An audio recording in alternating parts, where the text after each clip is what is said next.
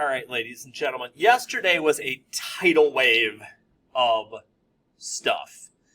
Lots of things to look into, lots of formulas to play with, and just some things that are a whole lot more abstract than maybe we get used to with some of this. So what I wanted to do is I wanted to take today to just do one problem, very straightforward. Yesterday we did chat about finding differences between sine and cosine graphs. If you weren't here yesterday, I'd go back and watch that again, just to kind of assist with some things, to do the handful of problems that I asked you to do. Today I want to deal with one more of these, number 6, for a couple of good reasons, one of which could be showing up on one of your exams coming up here before the year ends. Hint, hint. Okay, let's get down to business here. Suppose a Ferris wheel has a radius of 20 feet and operates at a speed of 3 revolutions per minute. The bottom car is 4 feet above the ground. Write a model for the height of a person above the ground whose height when t equals 0 is h equals 44. Okay, there's hints here as normal. So, what can I find? This Ferris wheel has a radius of 20 feet. Now, back up here in number 5, we had a diameter that we kind of drew a picture of. Here, I'm not going to draw a picture right away, but I want to make note. That says a radius of 20, which would mean the diameter, which is probably going to be more helpful to us, is going to be 40 feet. More info that could help us. The bottom car is 4 feet above the ground. So, my min is 4 feet. Okay? To figure out my max, there's actually 2 ways I can do it this time. Either I could say, well, if the bottom's at 4 and the diameter is 40,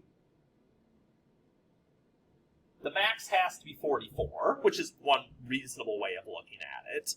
Because again, like we did yesterday, and I'll do it again on here, if I'm looking and trying to kind of draw this picture in my mind or on the side of my paper, if I look and I go, okay, so this is at 4 feet, and the diameter of this wheel is 40. Well, if this is at 4, and then there's another 40, there's the top at 44. That's kind of what we're looking at here. But here's the other part that actually goes with that. Whose height when t equals 0 at the beginning is 44. That's kind of like what this said here. Starting from a point at the very top of the wheel, we're starting at the max. So again, that's telling you in this case that this is going to be a cosine graph. So there are hints here that help us with those things. Now, for the regular stuff that we did yesterday, we're going to keep doing it. And let me see if I can get this so we can have the equation on here. I'm just flipping back to the page before for a second. So max minus min over 2 gets me the amplitude. Max plus min over 2 gets me the center line. So let's do it to it here. Sorry, I got all these papers everywhere. All right, so my amplitude is going to be 44 minus 4, the difference divided by 2, which would be 20 feet, or just 20 is my amplitude. And then my center line, my K, is going to be 44 plus 4 divided by 2. So 48 divided by 2, 24. You already have at this point, and I talked about this in class yesterday, if you keep putting pieces, even if you get stuck and can't go any further at some piece, you're going to find your way to get yourself points. So here, I know that I can put K first. I can put my amplitude. I know it's a cosine graph. Even if I completely stopped right here, I'm getting a good chunk of points, which is the idea when we're taking an exam, right? So, the only thing that I don't know at this point is I don't know my period. Probably going to be able to figure that out here pretty quickly. So, get my lines made here. That says when t equals 0, so we know we're going to be starting at 0. We also know we're going as low as 4 and as high as 44, and the center line's right in the middle.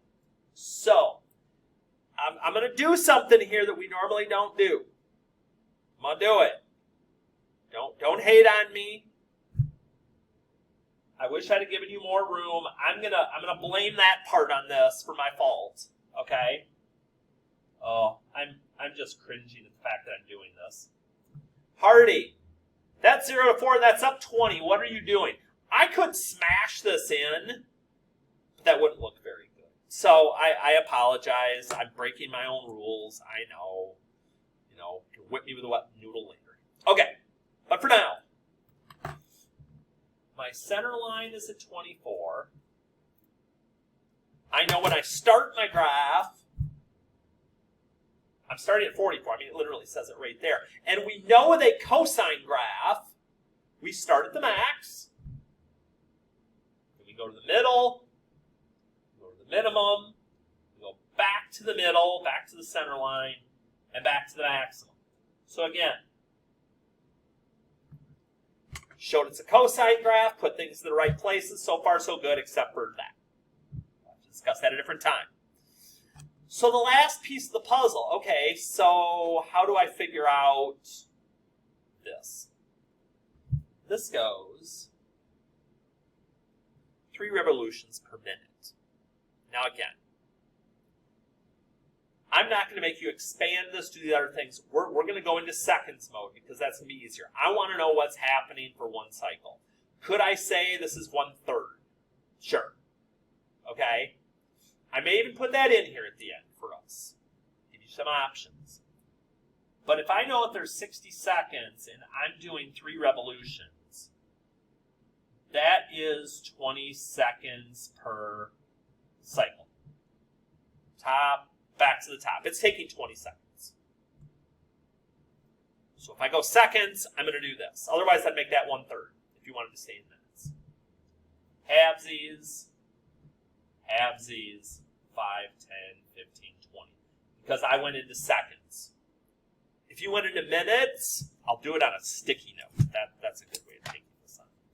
If you decided to stay minutes, and you're like, all right, so 1/3 of a minute, 1/6 of a minute, my gosh, 1/12 of a minute, 2 12ths, 3 12ths, 4 12ths. I mean, if you wanted to do that, do it in minutes, I mean, be my guest. Would we really talk that way, though? Probably not. So, over there. Okay, so now I got all the things. So now, since my period is 20 seconds, 2 pi over 20.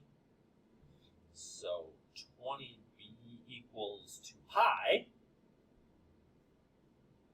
Divide by 20. Pi over 10 is my b. Pi over 10. And I'm using t because it talks about time if you put x again. I'm not going to scream at you. Good. Okay, now. Use your equation to predict the height of the rider 90 seconds into the ride. We talked about this yesterday. You need to make sure that you are in degrees. Okay? My next part of this, when I get to here, if I'm in degrees, this needs to be in degrees. So pi in radian mode is 180. So this is 18 degrees. Angle measure, okay, so this is pi over 10 converted into degrees. This is your time in seconds because that's what it says right here. I can't extend this far enough to just use the graph. So I'm going to type this in.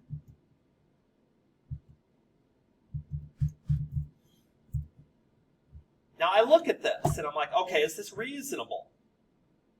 So I'm like, oh, 15, 20. I mean, I could literally go, 20, 25, 30, 35, 40, 45, 50, 55, 60, 65, 70, 75, 80, 85, 90. 4, 4. I mean, I could. Now, some of you are probably wondering why I kept skipping that. You're like, why do you keep just counting these and then going back? Because again, this is the top. Remember, I have to be able to copy. So it's those same 4 points I'd just be repeating over and over. But again, if you get amplitude center and get this sketched, okay. I mean, we want to get to here, but when you get to a test, whether it's the unit test or the final, do what you can with the time you have, but you've got to be good enough at this that you're flowing. You can't spend 5 minutes on this problem, because I'm still trying to explain all these pieces to you and things, which is why this is going so long.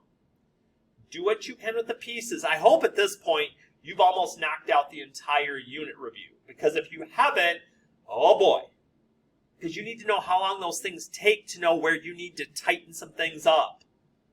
There are 3 quiz grades that can go up on the line with this, so I hope you're doing your due diligence. Let me know if I can help anywhere.